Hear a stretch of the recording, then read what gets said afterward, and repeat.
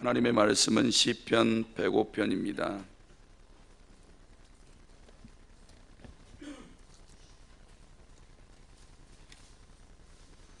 하나님의 말씀은 시편 105편 말씀입니다. 여호와께 감사하고 그의 이름을 불러 아뢰며 그가 하는 일을 만민 중에 알게 할지어다.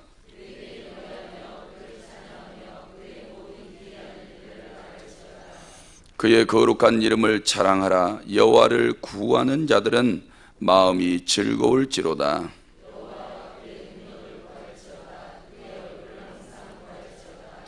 그의 종 아브라함의 후손 곧 택하신 야곱의 자손 너희는 그가 행하신 기적과 그의 이적과 그의 입의 판단을 기억할지어다.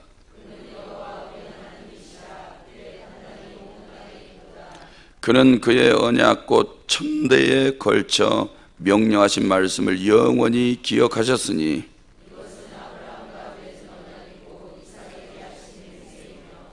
야곱에게 세우신 율례 곧 이스라엘에게 하신 영원한 언약이라.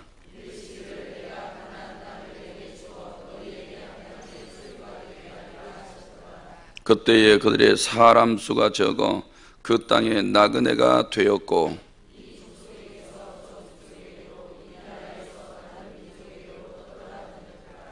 그러나 그는 사람이 그들을 억압하는 것을 용납하지 아니하시고 그들로 말미암아 왕들을 꾸짖어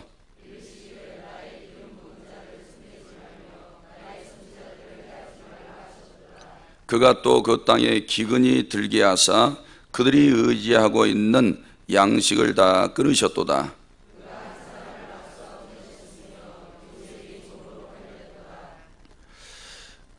그가 한 사람을 앞서 보내셨으며 요셉이 종으로 팔렸도다. 곧 여호와의 말씀이 응할 때까지라. 그의 말씀이 그를 단련하였도다.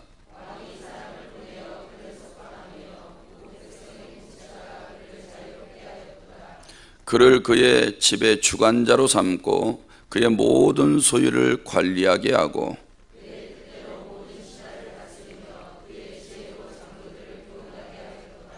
이에 이스라엘이 애굽에 들어가며 야곱이 함의 땅에 나그네가 되었도다.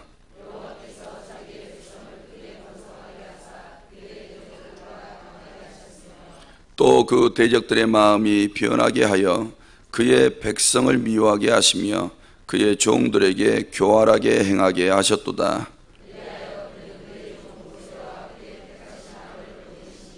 그들이 그들의 백성 중에서 여호와의 표적을 보이고 함의 땅에서 징조들을 행하였도다.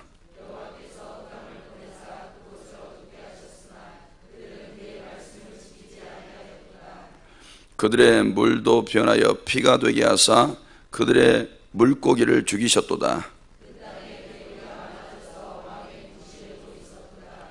여호와께서 말씀하신즉 파리때가 오며 그들의 온 영토에 이가 생겼도다.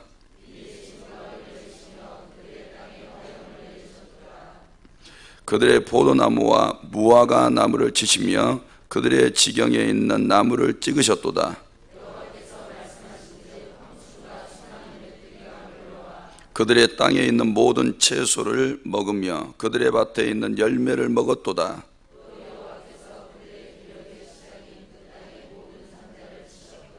마침내 그들을 인도하여 은금을 가지고 나오게 하시니 그의 지파 중에 비틀거리는 자가 하나도 없었도다.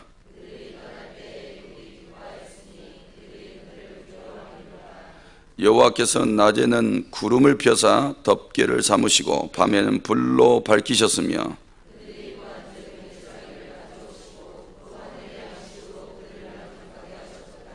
반석을 여신적 물이 흘러나와 마른 땅에 강같이 흘렀으니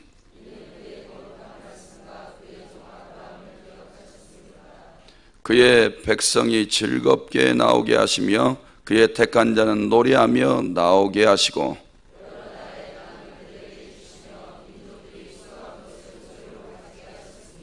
이는 그들이 그의 율례를 지키고 그의 율법을 따르게 하려 하심이로다. 할렐루야. 아멘. 이렇게 고백하시겠습니다. 하나님 사랑합니다. 하나님 사랑합니다. 오늘 또 응답받고 돌아가시기를 주님의 이름으로 축복합니다. 성령님이 역사하셔서 그런지 우리 청년부가 수련회 갔다 와서 떨어질까, 언제 떨어질까 저도 그렇게 생각이 들더라고요. 네.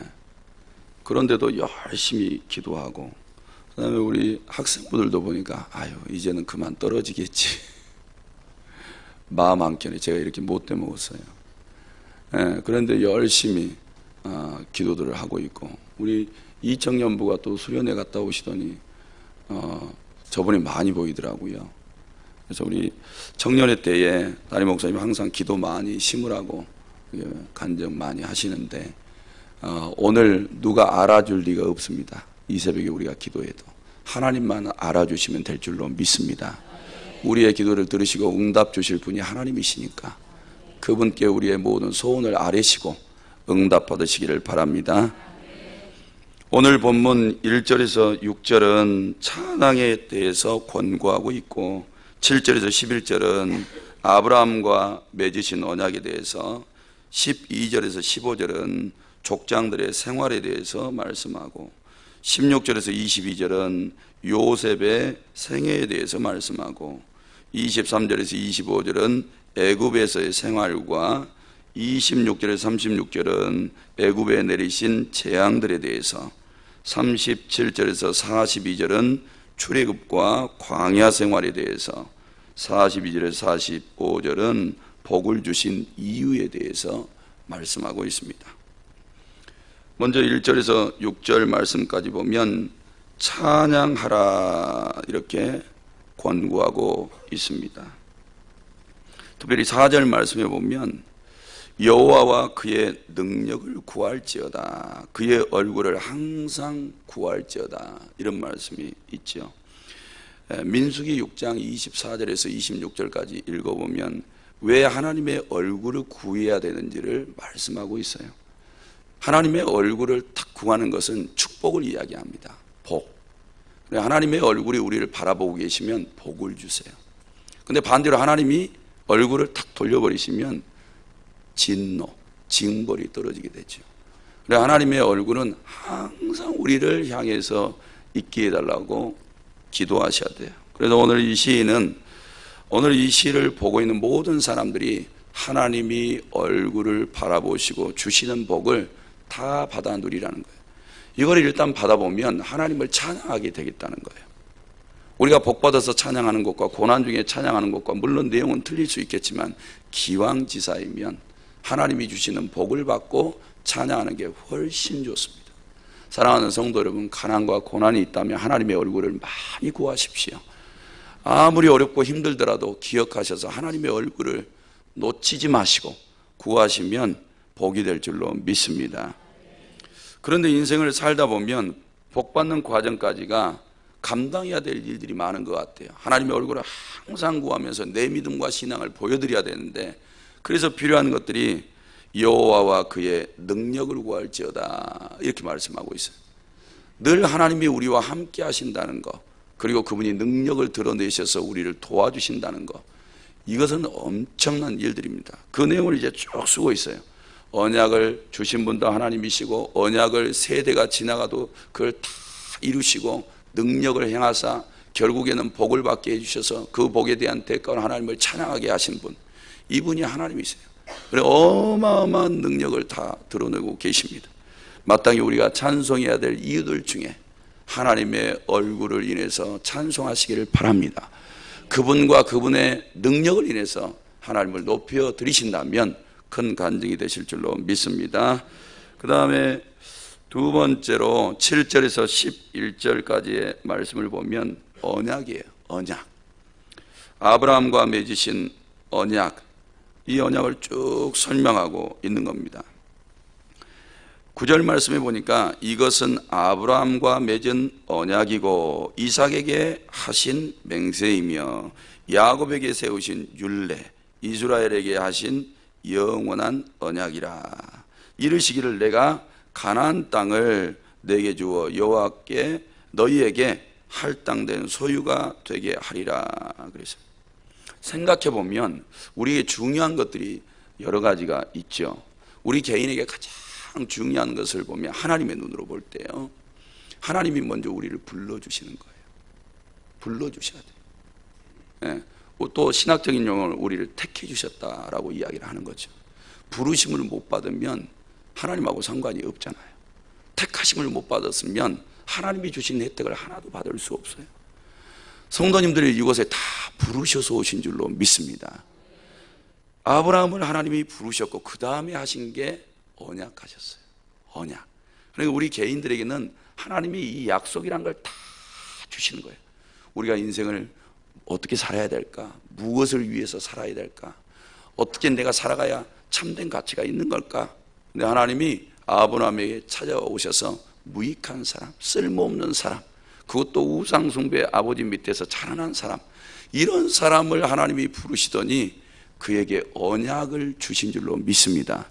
근데 이 언약을 보니까 모르죠. 아브라함이 재산이 많았는지 작았는지 그건 모르겠지만 일반적으로 생각해 볼 때는 재산이 없는 걸로 치자고요. 그런데 하나님께서는 가나안 땅, 듣도 보도 못한 가나안 땅을 주리라 라고 언약을 하신 거예요. 실상 저희에게는 더 큰 언약을 주셨어요. 우리가 예수 그리스도를 믿고 그분이 원하시는 길로 신실하게 나아가면 어떤 것을 주시겠다고 약속했습니까? 하나님의 나라, 천국을 언약으로 주신 줄로 믿습니다. 오늘 이스라엘 백성들은 우리보다 조금 못할 수 있죠. 왜냐하면 그들의 목적지는 가나안 땅이어야 돼요. 물론 영적으로 해석하면 하나님의 나라일 수 있겠죠. 그런데 우리에게는 예수 그리스도께서 오셔서 나를 믿는 자는, 그러면서 하나님의 나라를 언약, 약속해 주셨다고요. 그래서 우리가 믿고 예수 그리스도를 따라가면 우리가 가는 곳은 본향이에요. 영적인 하나님의 나라가 우리의 최종 목적지인 줄로 믿습니다. 근데 이 언약이 지금은 잘 모르시겠지만 이 언약이 심판대 앞에 서게 되면 엄청나게 유효하다는 사실을 알게 될 거예요.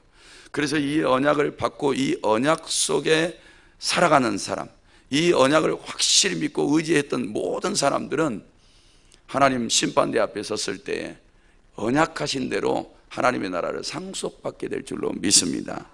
이 아브라함은 엄청난 땅을 그에게 선물로 주시는 하나님의 약속을 딱 받게 됐죠. 근데 이 약속이 어떻게 되냐? 일 개인에게만 끝나지 않고 그의 모든 세대에게 이루어진 것을 보게 돼요. 지금도 이스라엘 백성들 가나안 땅에 살고 있잖아요. 그 땅. 지금 몇천 년이 지났는데도 이 약속이 그대로 유효하단 말이에요. 이 정도는 하나님은 자기가 뱉은 것에 대해서 책임을 지십니다. 그러니까 우리 편에서 하나님을 생각할 때, 하나님 나에게 약속하신 적이 언제인데 아직도 응답 주시지 않습니까? 라고 말한다면 아직도 하나님의 언약을 잘 이해하지 못하는 거예요. 하나님의 약속은 더뎌도 변함이 없어요. 단지 우리가 할 수 있는 것은 인내심밖에 없어요. 기다리는 거죠. 아브라함이 봐보세요. 보탠 적이 얼마나 있습니까? 그저 믿었죠. 믿으니까 자기의 본토 친척 아비집을 떠나서 먼 타향을 향해 가는 거예요. 그 약속 하나 붙잡고. 그리고 가나안 땅에 갔어요. 근데 기근이 생기니까 애굽 땅으로 내려가 버려요. 나중에 또 블레셋 땅으로 내려가요. 이런 일이 벌어져도 그는 하나님의 약속을 굳건하게 믿는 사람으로 평가되고 있습니다. 그는 언제나 하나님의 약속을 실망하지 않고 인내하면서 붙잡았다는 거예요. 물론 실수도 있죠. 하갈에게서 이스마엘을 낳는 실수가 생겨요. 언약 자손을 주겠다고 분명히 약속했는데 그렇지 못한 모습도 있어요. 사랑하는 성도 여러분, 되도록이면 우리가 아브라함의 실수를 보고 우리는 실수하지 말자. 하나님이 한 번 나에게 약속하신 것이 있다면 믿자. 넘어지지 말자. 오히려 그것이 이루어지도록 하나님 앞에 기도하자. 이런 믿음과 신앙으로 나아가신다면 훨씬 더 성숙한 믿음이 되실 줄로 믿습니다. 그 다음에 12절에서 15절 말씀해 보니까 족장들의 생활에 대해서 언급을 해요. 12절에 이런 말씀을 합니다. 그때에 그들의 사람의 수가 적어 그 땅에 나그네가 되었고. 이게 쪽수가 작으면요, 이게 지금 시인이 쓰고 있는 거잖아요. 쪽수가 작으니까 나그네 신세예요. 나그네 신세. 보통 우리나라 기업들이 이렇게 보면 중요한 자리에 누구를 딱 심어 놓습니까? 가족 심지요. 그러면 탄탄해요. 누가 와서 그 자리 꿰차겠습니까? 자리를 다 잡고 있는데. 그런데 아직 이스라엘 백성들은 보니까 아브라함이 자식이 별로 없잖아요. 마치 그곳에 객처럼 살고 있는 거예요. 그 정도면 모르겠지만 더 좋지는 못한 상황이 13절 말씀해 보니까 이 족속에게서 저 족속에게로, 이 나라에서 다른 민족에게로 떠돌아 다녔도다 그랬어요. 네, 방랑자 신세, 방랑자. 그런데 하나님께서 이들과 어떻게 해주십니까? 함께 해주시죠. 그리고 언약도 그대로 있죠. 우리도 이것을 기억하셔야 돼요.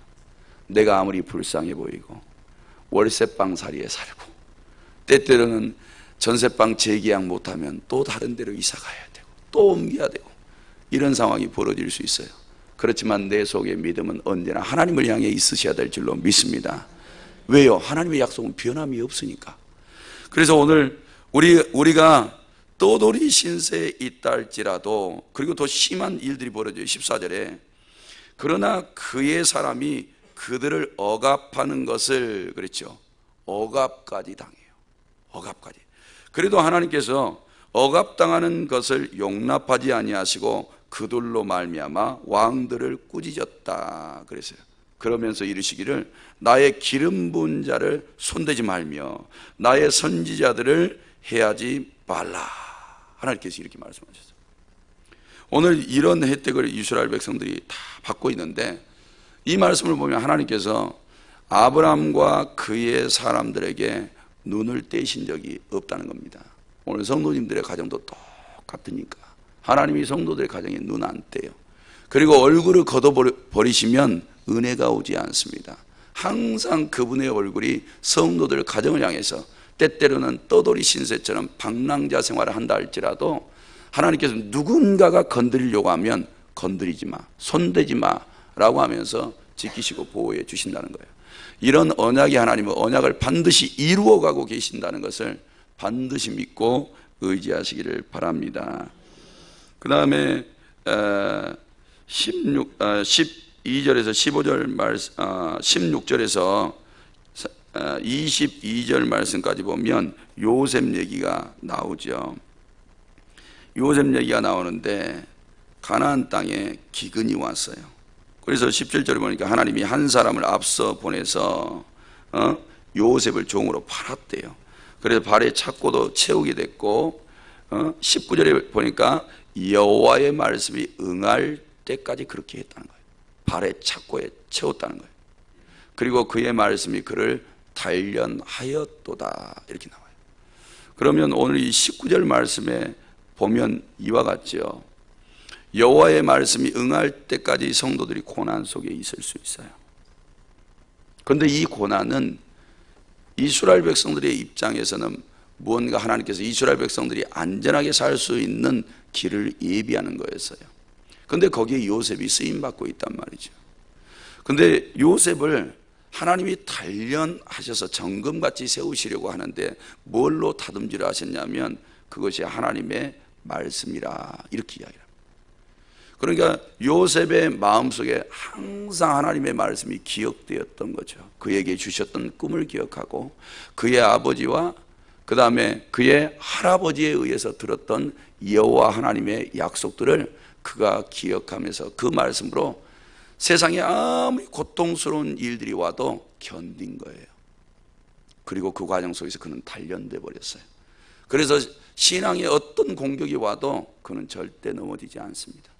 예, 구덩이에 몇 번 들어갔어요. 구덩이 한 번 들어갔죠. 또 구덩이와 같은 감옥 속에 들어갔죠. 오랫동안 거기에 있잖아요. 이렇게 있음에도 불구하고 그런 것들이 요셉의 신앙을 넘어뜨리지 못합니다. 그런데 우리는 어때요?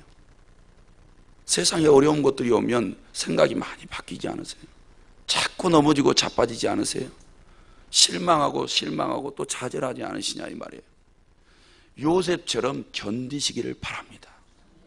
누가 망치를 들고 친다 할지라도 그래 내가 다듬질 당한다, 내가 지금 단련되고 있다. 누가 집에서 막 갈구고 있으세요? 직장에서 누군가가 막 갈구고 있습니까?